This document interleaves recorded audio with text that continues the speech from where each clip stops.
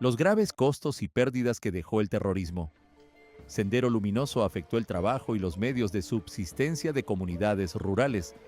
Cometió masacres y atacó a la cooperación internacional y a religiosos. El daño del MRTA no se quedó atrás. La violencia de Sendero Luminoso golpeó a todos. No fue solamente contra dirigentes, directivos, importantes empresas o gran infraestructura.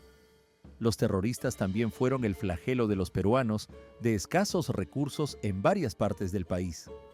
Es el caso del ataque sistemático contra los integrantes de varias unidades productivas de localidades andinas, como las cooperativas y las sociedades agrícolas de interés social, SAIS, que con mucho esfuerzo, dadas las deficiencias de ese modelo, venían manteniendo desde que se crearon con la reforma agraria del general Juan Velasco.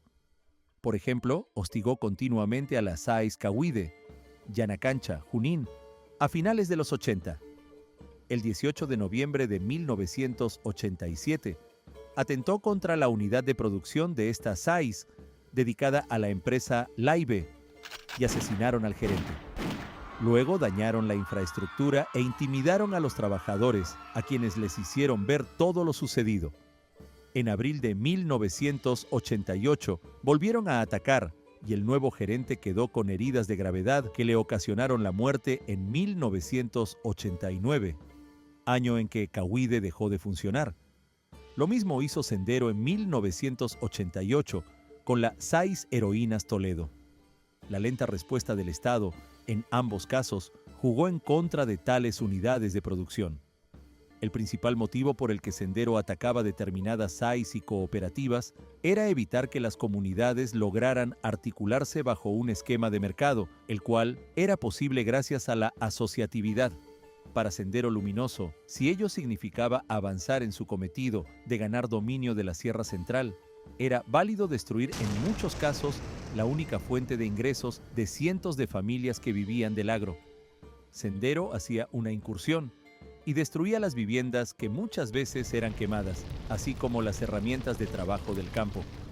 Una estimación de la Comisión de la Verdad y Reconciliación, CVR, con datos del proyecto de apoyo a la repoblación, arroja que las pérdidas materiales en promedio de una familia campesina, debido a los ataques terroristas, se calculaban en $5.120, lo que hoy equivaldría a casi $10.930.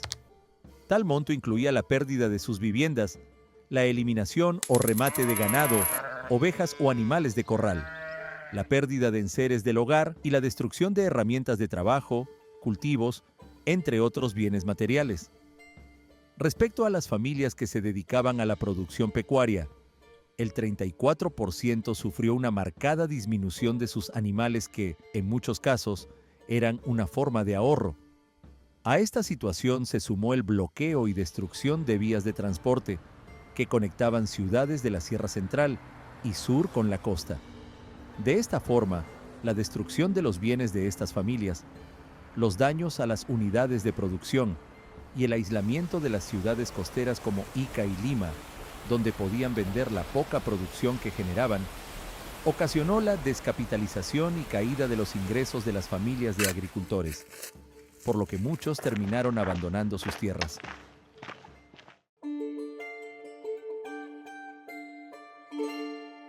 Penetración en la selva. A comienzos de los 80, Sendero Luminoso vio la oportunidad de abrirse camino en la selva. Primero lo hizo enviando a profesores para que comenzaran a educar según su pensamiento a las comunidades, como ocurrió también en la Sierra Ayacuchana. Esto ocurrió tanto en las comunidades nativas como en los poblados de colonos.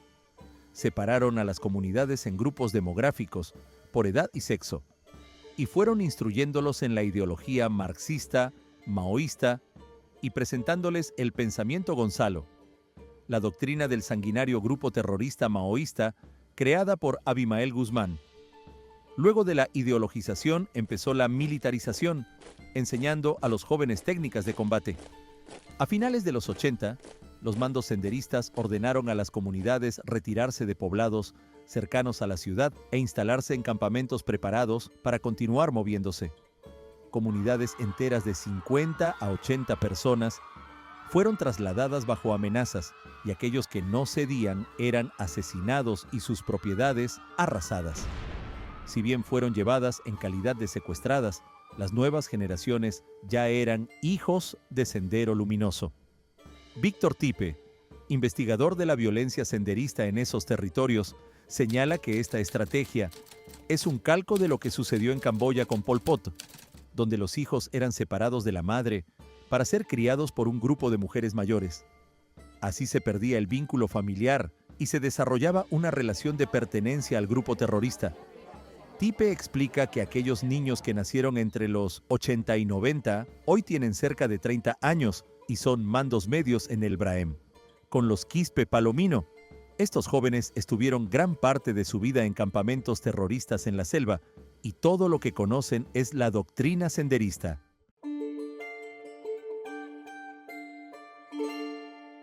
Los remanentes de Sendero. La captura de Abimael Guzmán significó que Sendero se quedaba acéfalo y empezó a perder acciones frente a las rondas campesinas, lo que ocasionó que la organización se dividiera en diversos frentes regionales bajo el mando de varios comandantes, muchos de los cuales estaban enfrentados entre sí. En esta transición se puede mencionar dos corrientes muy fuertes. La liderada por el propio Guzmán, que buscaba dejar atrás el enfrentamiento contra el gobierno y luchar por un acuerdo de paz negociado con Alberto Fujimori. La otra corriente, denominada Proseguir, liderada por Óscar Ramírez Durant Feliciano, que buscaba continuar con la lucha armada del Pensamiento Gonzalo. Este último grupo fue el que se desplegó hacia la Sierra Profunda. Con la caída de Feliciano en 1999, Sendero se fue al Alto Huallaga, bajo el mando de Florindo Flores Ala Artemio, y al Valle de los Ríos Apurímac, N y Mantaro, Braem, bajo el mando de Víctor Quispe Palomino José. En ambas zonas, la herramienta principal de subsistencia de los dos grupos era la simbiosis con el narcotráfico. Félix Huachaca Tincopa Roberto fue un dirigente senderista a quien Quispe Palomino había enviado, en noviembre de 2009, al Alto Huallaga con la misión de establecer una cabeza en la selva, convertirla en frente y arrebatarle luego el control del Huallaga al grupo senderista de Artemio. En fuentes periodísticas se consigna que apenas supo de su presencia. Artemio lo buscó para enfrentarlo en combate, pero nunca lo encontró. Quien sí halló a Artemio fue la policía, pero en 2011, un año después de la captura del mismo Roberto, con cuyo testimonio se pudo conocer algunas acciones de Sendero en el Braem.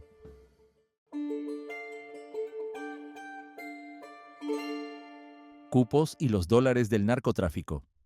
De su interrogatorio, se supo que el grupo liderado por Quispe Palomino cobró cupos a los madereros en la zona de Vizcatán, para poder financiarse entre 2003 y 2006. Roberto entregó información de primera mano donde sostuvo que, cuando los cupos madereros no fueron suficientes, el principal ingreso de Quispe Palomino era el narcotráfico. Los recursos que captaba provenían del libre tránsito de los mochileros que se desplazaban por Vizcatán. El líder de cada grupo de mochileros debía entregar al responsable del control $4 por kilo de droga, sea esta pasta básica o clorhidrato de cocaína. Sendero Luminoso podía llegar a cobrarles $40,000 estadounidenses al mes. Pero este no era el único ingreso por narcotráfico, pues, como integrantes de Sendero trasladaban cargamentos de droga de la zona de Bidón, con dirección a Huachocolpa o Tintaypuncu o por Huanta. Por cada cargamento de droga se recibía la suma de $30 por kilo, lo que significaba cerca de $24,000 adicionales. La cantidad de dinero generada por Sendero, por el mismo narcotráfico y por cientos de pobladores que ven en ese accionar un modo de subsistir, explican algunos de los motivos por los que es tan difícil acceder y erradicar a estas nefastas fuerzas en el Braem.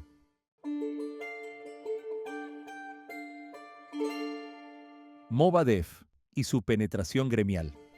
A raíz de la estrategia de Abimael Guzmán de llegar a un acuerdo de paz con del gobierno, comenzaron a surgir distintas agrupaciones adeptas a su propósito, buscando una amnistía general y conseguir que Sendero sea visto como una facción que peleó por derechos y no como un grupo terrorista.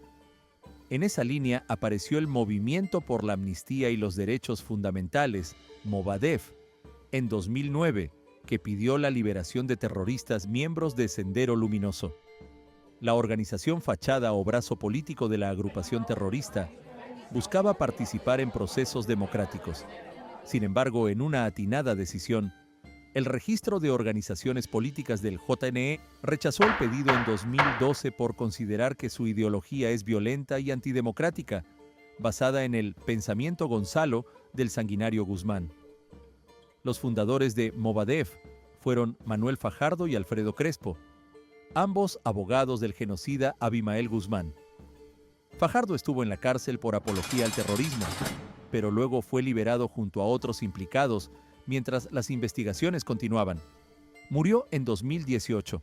Crespo fue capturado en 2020 en la Operación Olimpo junto con otras 72 personas investigadas por pertenecer a esta organización terrorista y por haber creado bases clandestinas en Lima Metropolitana y el Callao. Su relación con los sindicatos de trabajadores es conocida, pues Sendero Luminoso desde sus inicios buscó infiltrarse en ellos y hay casos como el del Magisterio y el del Gremio de Construcción Civil, en los que oficialmente no pudo penetrar. Sin embargo, se ha puesto en evidencia que Movadef ha optado por recurrir a organizaciones y grupos que expresamente no se vinculan con SL y son de fachada. Sendero como tal no pudo llegar a controlar un gremio que para ellos era fundamental, el del Sindicato Unitario de Trabajadores en la Educación del Perú, SUTEP. Sin embargo, el Movadef creó una organización fachada, el Comité Nacional de Reorientación del SUTEP, CONARE-SUTE, que fue rechazado por el SUTEP.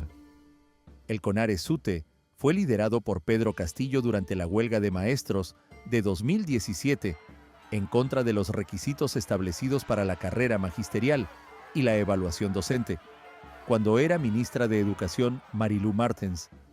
El mismo CONARE-SUTE, según una investigación de Perú 21, también intentó llegar al directorio de la derrama magisterial en 2020, dejando en claro que sus intenciones por infiltrarse en el sector docente y llegar a cientos de miles de educandos se mantienen muy vigentes.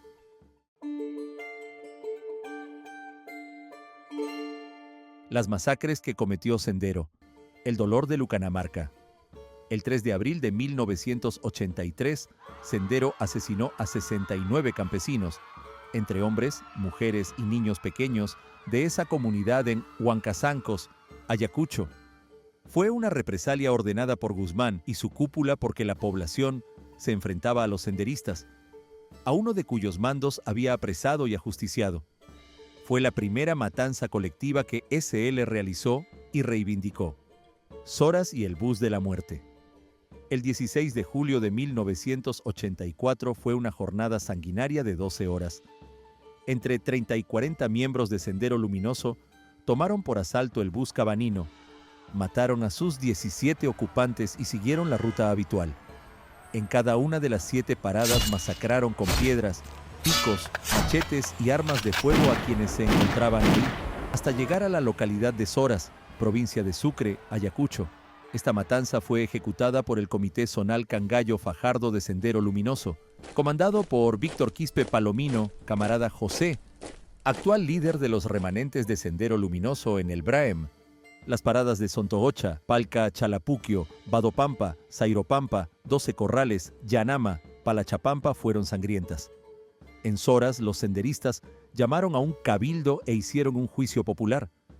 Asesinaron a 117 personas de todas las edades en represalia por la decisión de los comuneros de aliarse para luchar contra la organización terrorista.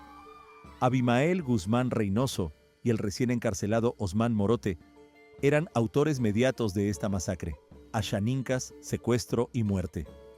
Esta comunidad también fue seriamente afectada, pues, a partir de 1987, Sendero Luminoso buscó captar a sus miembros y en el intento secuestró a cerca de 10.000 de 55.000 achanincas. Se estima que fallecieron cerca de 6.000 personas y que desaparecieron hasta 40 de sus comunidades. Los ataques contra ellos continuaron incluso después de la captura de Abimael Guzmán, pues el 20 de agosto de 1993 se reportó el asesinato de 55 personas en Satipo, Junín, en una incursión de unos 200 senderistas. El nivel de agresión y crueldad fue tal que los terroristas ingresaron al hospital donde había niños, a los que les cercenaron salvajemente las orejas. La matanza de Matsunari. En la selva, los senderistas incursionaban en un pueblo o comunidad. Ofrecían dejar irse a quienes quisieran hacerlo y lo hacían, pero, a los pocos kilómetros, los perseguían y los acribillaban. Para no gastar municiones, los ahorcaban o los mataban con hachas o machetes. El 28 de julio de 1993, senderistas llegaron a las 7 de la mañana a la comunidad de Matsunari, San Martín de Pangoa, Satipo, Junín, que era habitada por cerca de 300 personas. La comunidad se defendió con arco y flecha, lanzas y palos hasta la 1 de la tarde. Pocos sobrevivieron y fueron apresados. Las mujeres fueron asesinadas con lanzas en los senos y los niños fueron llevados a chozas donde los quemaron vivos.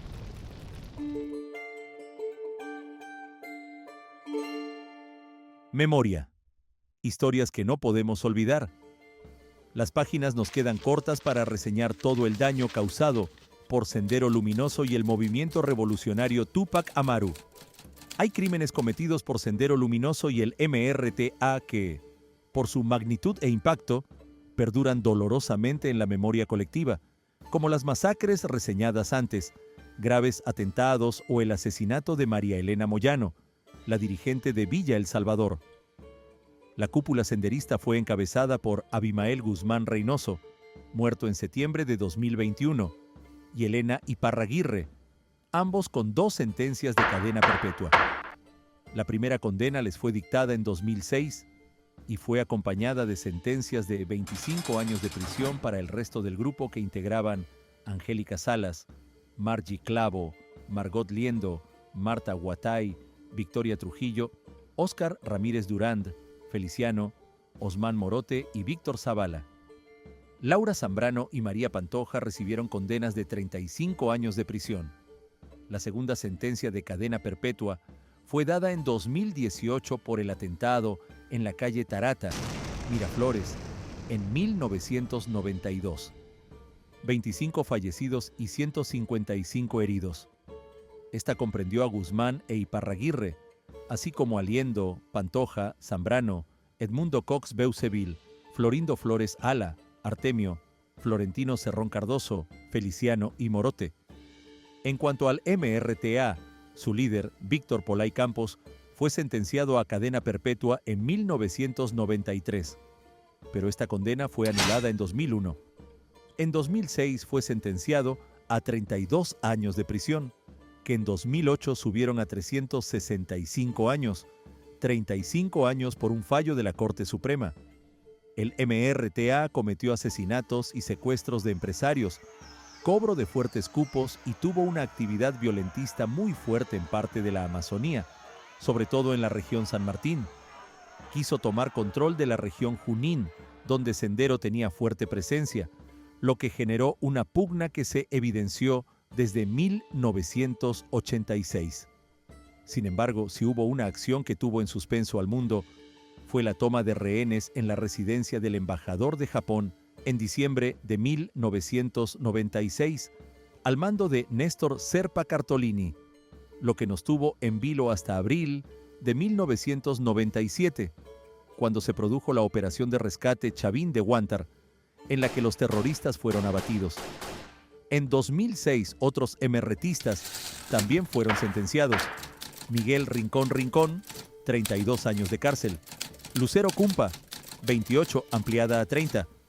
Peter Cárdenas Schulte, 25. Y Alberto Gálvez Olaechea, 23, ampliada a 24.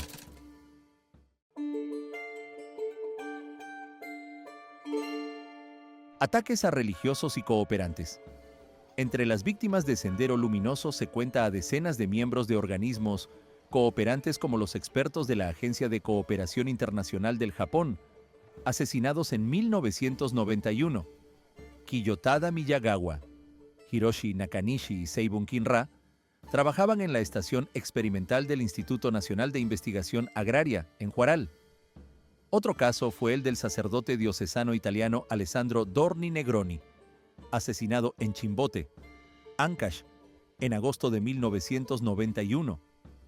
Murió 3 días después de que Sendero asesinara en Pariacoto, Huaraz, a los jóvenes sacerdotes franciscanos Michal Tomaszek, 34, y Adam Strzelkowski, 32. Ambos eran polacos y, al igual que su par italiano, cumplían labores de ayuda a los más pobres.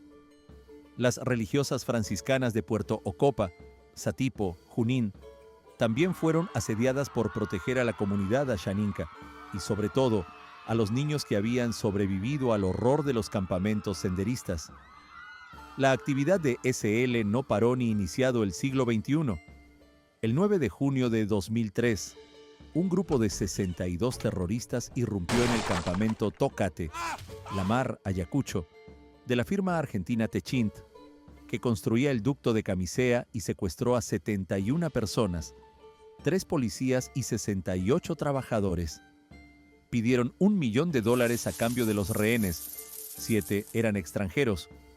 Luego de 36 horas de negociaciones y el despliegue de 240 efectivos, los rehenes fueron liberados.